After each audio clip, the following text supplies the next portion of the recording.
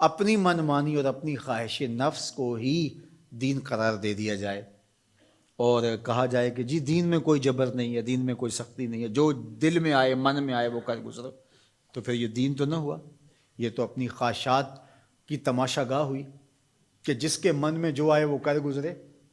یہ تو چھوٹا سا گھر ہو 3 مرلے کا 2 مرلے کا، جھونپڑی ہو، ان جھونپڑیوں کے بھی اصول ہوتے ہیں، ان کے بھی ضابطے ہوتے ہیں۔ یہ 3 مرلے کے 5 مرلے کے سکول بنے ہیں، ان کے بھی ضابطے، ان کے بھی قوانین ہوتے ہیں۔ دیہاتوں کے ضابطے، جنگلوں کے آتے ہیں، جنگل میں کوئی قانون، لیکن جنگل میں بھی کوئی قانون ہوتا ہے، اس میں بھی کوئی ضابطہ ہوتا ہے۔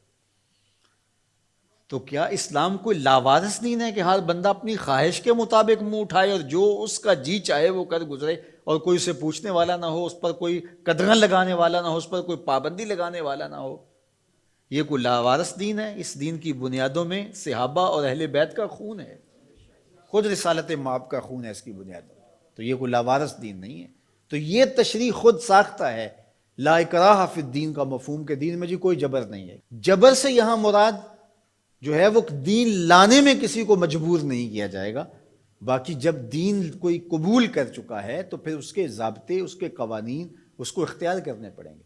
آپ 15 دن کے لیے وزٹ ویزے پہ کسی ملک میں جاتے ہیں اور آپ ان سے 100% اختلاف بھی رکھتے ہو، ان کے مخالفین میں آپ کا نام سر فہرست بھی آتا ہو، ان کے شہری نہیں ہیں آپ، لیکن 15 دن کے لیے آپ وہاں گئے تو وہاں لینڈ کرنے سے لے کر واپس آنے تک ان کے قوانین کے مطابق آپ پابند ہوں گے اپنی زندگی کو ڈھالنے کے۔ تو یار ایک ملک جو دنیا کے کسی گوشے میں ہے اور اس کے بنائے ہوئے انسانوں کے قوانین، آپ وزٹ کے لیے وہاں جاتے ہیں تو وہاں بھی آپ کو پابند ہونا پڑے گا۔ تو جس دین کو دل اور روح نے قبول کیا ہے اس کے ضابطے کیا قبول ہی نہیں کیے جائیں گے؟ منمانی اور خواہشات کی دنیا میں آباد رہ کے زندگی گزاریں گے تو پھر دین تو نہ ہوا۔ دین تو اپنی خواہشات کی قربانی کا نام ہے، اپنی آرزوؤں کو قربان۔ اسلام کا کیا معنی ہے؟ گردن نہادن، فارسی میں تسلیم کردن، سر تسلیم خم کر دینے کو اسلام کہتے ہیں۔ اسلام ماننے کا نام ہے۔ اسلام کے جو احکامات ہیں، ہمارے نفس پہ شاک بھی ہوں گے، ظاہر ہے کہ بہت ساری چیزیں ہوتی ہیں نفس پہ شاک ہوتی ہیں، لیکن جو قوانین اور ضابطے دیے جاتے ہیں اس کے جو انتہائی فوائد ہیں ان پہ نظر رکھی جاتی ہے۔ آپ بچے چھوڑنے جا رہے ہیں اسکول میں اور آپ نے دفتر فیکٹری کہیں پہنچنا بھی ہے تو وہاں آپ کو 60 سیکنڈ کے لیے اشارے پہ رکنا پڑا تو آپ بڑے بے چین ہیں کہ پہلے ہی تاخیر ہو گئی، اب واپس میں نے آنا بھی ہے اور فیکٹری بھی جانا ہے اور بچے کو بھی اسکول پہ وقت چھوڑنا ہے اور مجھے یہاں 1 منٹ تک رکنا پڑے گا، لیکن آپ کو رکنا پڑے گا، آپ پابند ہیں رکنے کے۔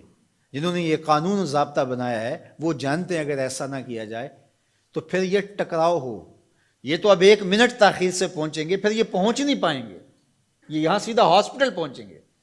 اس لیے انہوں نے قانون بنایا ہی اس لیے ہے تمہارے فائدے کے لیے۔ تو شاک تو ہے نفس کے اوپر، لیکن تمہاری زندگی کی حفاظت کا ضامن ہے یہ قانون۔ تو اسلام کے قوانین اگر سخت بھی تمہیں دکھائی دیں لیکن تمہاری دنیا کی بہتری اور آخرت کی بہتری کے ضامن ہے اسلام کے قوانین اور ضابطے۔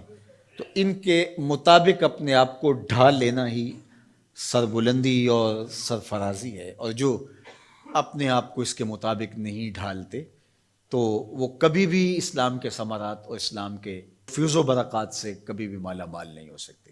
تو ایک پہلو یہ ذہن میں رکھیے گا کہ اس کا یہ مفہوم کہ دین میں سختی نہیں ہے۔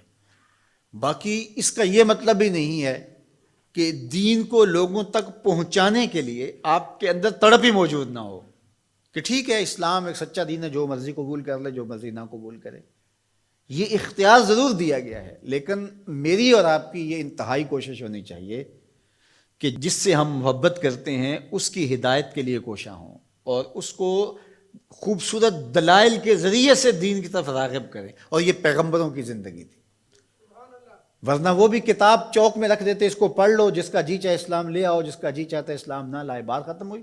یا ایک مرتبہ کسی مجمع میں اعلان کر دیتے کافی، لیکن ایسا نہیں ہوتا، انہوں نے اپنی زندگیاں لگا دی، لوگوں کے سخت رویوں کے باوجود اپنی زندگیاں لگا دی۔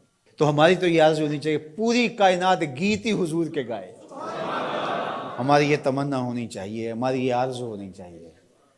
تو میں تو خطبہ سے اپنے یہاں پڑھنے پڑھانے والے سب کو کہتا ہوں کہ اپنی دعوت کا جو پیرایا ہے اس کو ذرا وسیع کرو.